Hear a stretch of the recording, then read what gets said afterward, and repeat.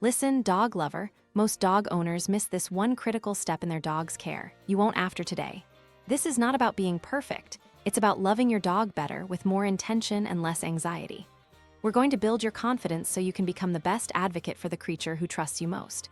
This is about transforming your relationship from one of care to one of deep, intuitive partnership. My dear, here's the truth. Your calm is your dog's greatest gift. Let's begin by building that calm right here, right now. Friend, let's make this easy for your pup. Try this gentle touch technique right now. Place one hand gently on your dog's chest, right over the sternum. Feel the warmth, the life there. Place your other hand on their shoulder where the neck meets the back. Don't pet or scratch or jiggle. Just rest your hands there with a light, steady, and present pressure. Now close your eyes if you feel comfortable and breathe with me. In for 4, hold for 2, out for 6. Again, in for 4, hold out for 6. Your dog feels that. You are sharing your calm energy, creating a moment of connection that says, I am here, you are safe. This isn't magic, it's biology. This simple act of co-regulation helps tone the vagus nerve in both of you, switching your bodies from a state of stress to a state of rest. You are literally telling your dog's nervous system that everything is okay. This is your foundation. This is your starting point for everything we're about to discuss. Now, let's talk about the place where your voice matters most, the vet's office. Why it matters. Clarity prevents vet visit stress. A rushed, confusing appointment leaves both you and your dog feeling anxious, and that stress produces cortisol, which can hinder healing and make future visits even harder. Slow is cheap. Rushed is expensive in stress, in money, and in your dog's well-being. Here's what to do. First, prepare your one main concern before you even leave the house.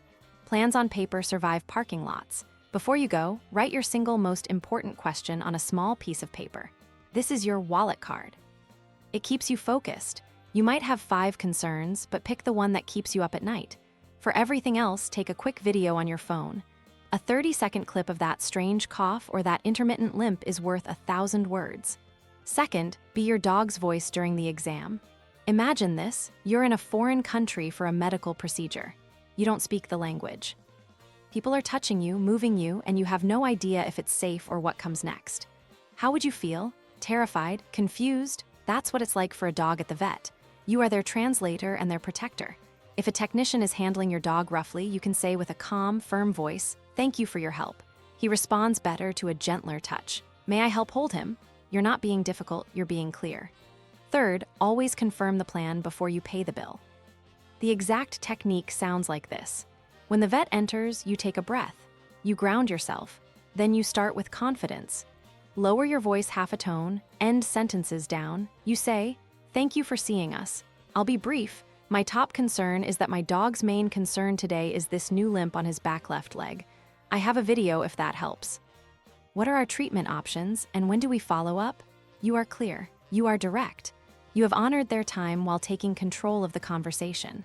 Before you leave, you use this powerful tool for confirmation. Let me repeat what I heard, just to be sure I have it right. I'll give this medication twice a day with food. I should call you if the limp gets worse or if he stops eating, and we will follow up in 2 weeks.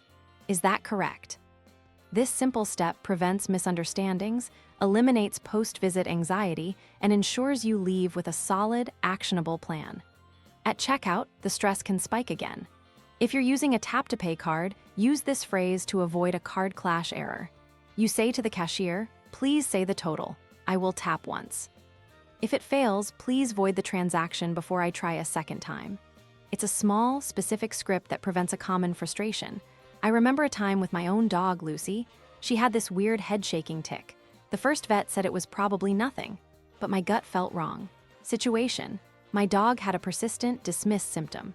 Choice: at the next visit, I came prepared with a video and my one-sentence script. My top concern today is this persistent head shake. It's new for her, what else could cause it?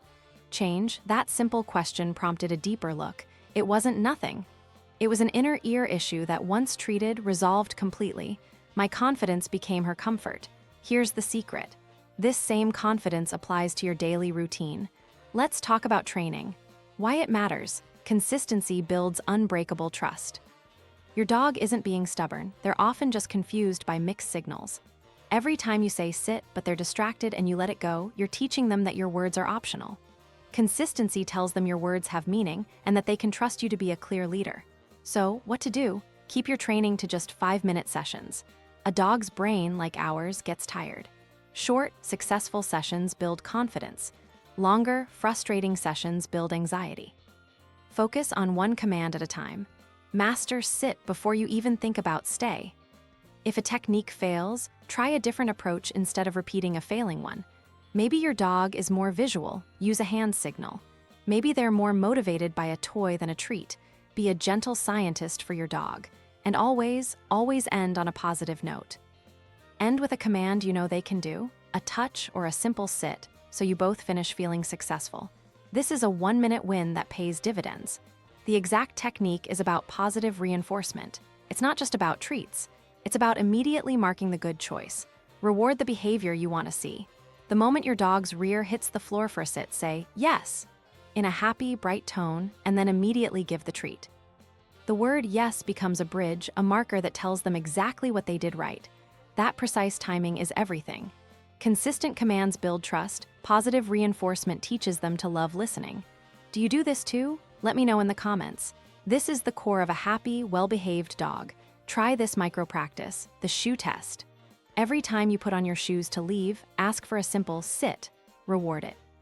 You're turning a moment of potential departure anxiety into a calm, predictable training opportunity. Now, let's be honest. Life is not always calm training sessions. Sometimes there is chaos, stress, and anxiety. Last spring, my friend's dog Max was terrified of thunderstorms. He would pant, pace, and try to climb the walls. They tried everything. Then they made one small change. They cleared out a small closet, put his favorite bed inside, and played calming classical music. Situation: a dog with severe, debilitating storm phobia. Choice: instead of trying to stop the fear, they created a safe den, a predictable retreat. Change: Max stopped pacing. He went to his closet on his own when he heard thunder. One change, big peace. This is about managing your dog's overwhelm. Why it matters: your calm protects your dog's peace. Your dog looks to you to see how to react. If you're frantic, they will be too. What to do in a stressful situation?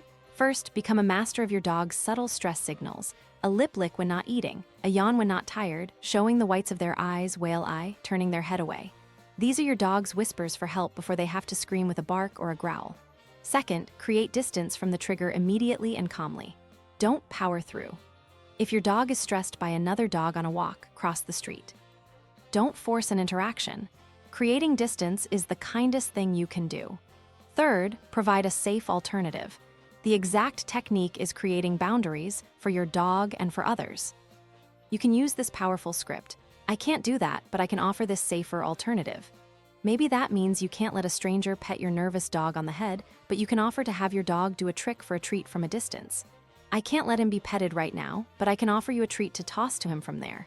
You are in control. You are advocating. When you feel that stress rising in your dog, you take a breath yourself and think, okay, my dog is stressed. Calm energy is still healing. I'll breathe and stay relaxed. There is no rush. Let's do this at a pace that feels safe for my dog. Even at night, if their anxiety wakes you, you can use a mantra. Okay, I'm awake. Rest is still restorative. I'll breathe and go dim. You don't turn on bright lights. You don't engage in frantic activity. You breathe, you share your calm. You are building a safe space with your own presence. This advocacy extends to professional services like grooming, boarding, or even travel. Why it matters: respect builds a cooperative dog. A bad grooming experience can create a lifetime of fear around being handled. What to do is simple. Go slow, use positive reinforcement for handling at home, gently touch their paws, their ears, their tail, and follow with a treat. Make it a normal, pleasant experience. And speak up for your dog at the salon. Do this next. Before your dog's next grooming appointment, call ahead or say at drop-off, "Thank you for taking care of him today. May I ask for a small favor? He does so much better without rushing. Could you please allow a little extra time to make him comfortable?" This is a reasonable request. You can also say, "Please keep my dog where I can see them," if the setup allows. You are not being difficult, you're being clear. The same applies to travel. When flying, at the gate, you can ask, "May I pre-board for extra time to get my dog settled in his carrier under the seat?" It's a small request that makes a huge difference in their stress levels.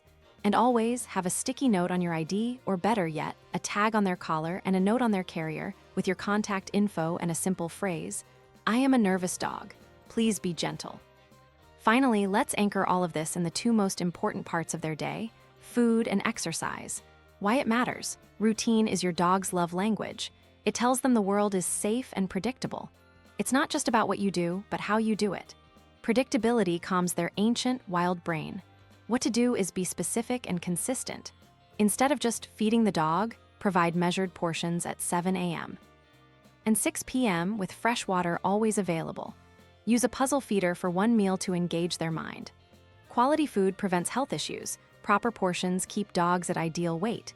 This is non-negotiable health advocacy. Instead of just walking the dog, create a rhythm. A 15-minute sniff-focused morning walk, an evening play session of fetch. Daily walks are medicine. Regular exercise keeps dogs healthy, happy, and less prone to behavioral issues.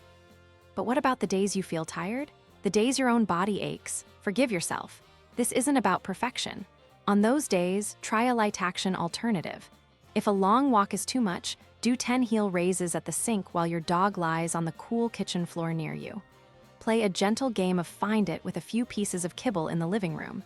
Your presence is the main event. Create a nightlight path from their bed to the water bowl, a simple act of care. Every time you fill their water bowl, smile. This is your sink smile, a micro practice of infusing a mundane task with love. They feel that energy. This daily routine is the bedrock of their well-being, the non-negotiable anchor in their day that tells them everything is okay. Let's review. You share your calm with a gentle touch, regulating their nervous system. You communicate clearly with professionals using exact phrases, ensuring their needs are met. You create a predictable daily routine, which is your dog's love language for security. Your calm energy is your dog's ultimate safe space. You have the tools now. Your confidence is your dog's protection. Your calm is their comfort. Which two habits start today? Will it be the 5-minute training session? Or using that powerful confirmation script at your next appointment? Let me know in the comments. I'm cheering for you. This is not vanity, it's freedom work for you and your best friend.